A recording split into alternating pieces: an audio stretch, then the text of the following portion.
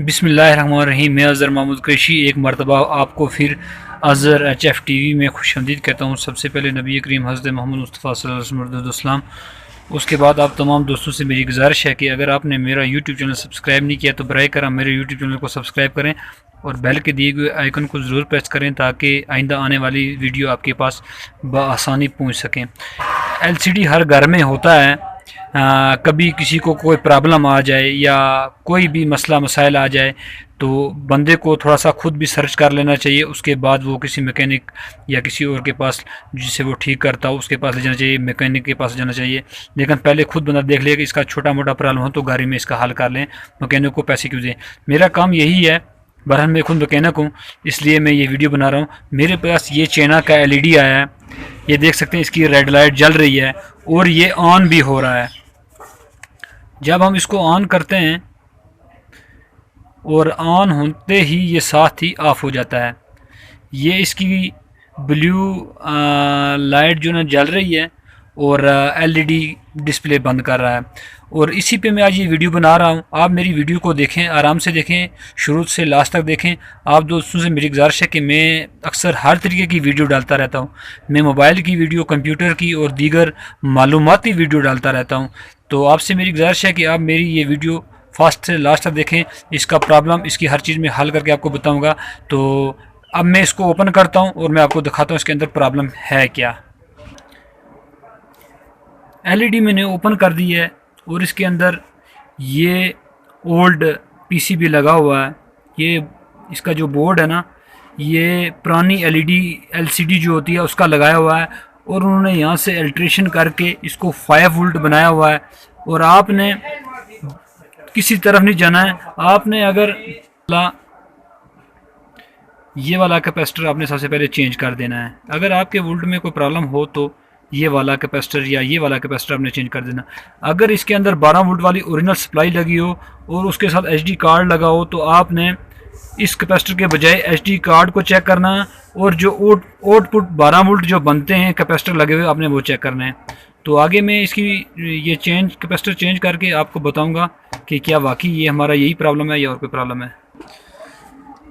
अब मैं इसका ये कैपेसिटर ओपन कर रहा हूँ और उसके बाद पहले इसको चेंज करूँगा। तो अगर ना चला तो फिर ये भी चेंज कर दूँगा। अगर ना चला तो इसकी पूरी डिटेल में आपको वक्तन फ़क्तन यानी कि इस वीडियो के अंदर देता रहूँगा। तो मैं वीडियो पॉज करता हूँ।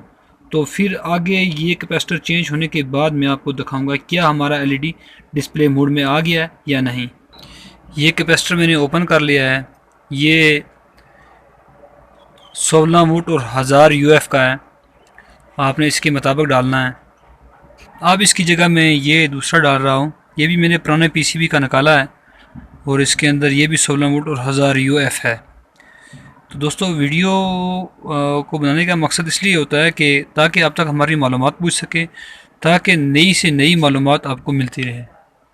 क्योंकि अब LED का मैंने कई वीडियो पहले भी डाली हैं। आप मेरी डिस्क्रिप्शन में या आई बटन पे या आप मेरे अबाउट सेक्शन में जाकर आप मुझसे कांटेक्ट भी कर सकते हैं। और जो LED की वीडियो मैंने बनाई हैं वो मेरे इस चैनल पर पड़ी हैं, वो जाकर आप देख सकते हैं। मैंने सारी किट चेक की है और इसके कैपेसिटर भी ठीक थे, इसके वोल्ट भी ठीक थे। जो इसका SD कार्ड है, इसकी जो IC थी ये प्रॉब्लम कर रही थी और इसके वोल्ट कम आ रहे थे।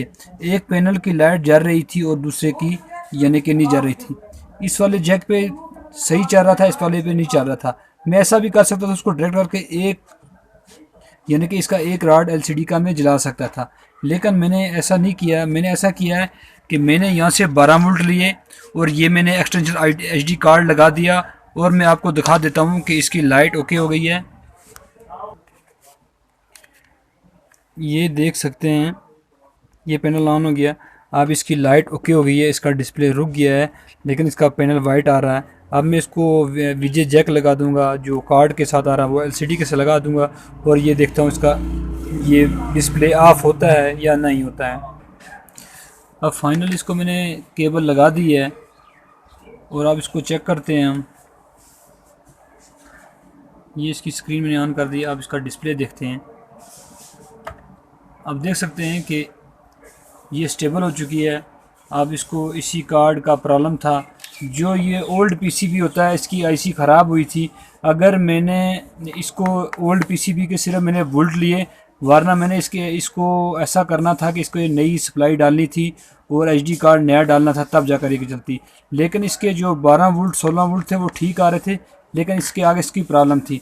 मैंने ये सप्लाई साथ में लगा दी और एचडी कार्ड लगा दिया, और उसके बावजूद ये हुआ कि इसका पैनल ठीक हो गया है।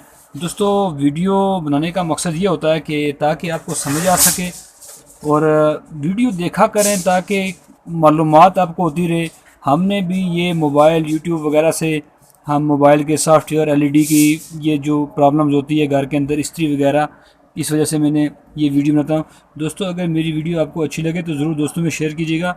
तो मैं इसी पे इजाज़त चाहता हूँ, आप दोस्तों की दुआओं के साथ। अल्लाह हाफिज़, अल्लाह निगहबान।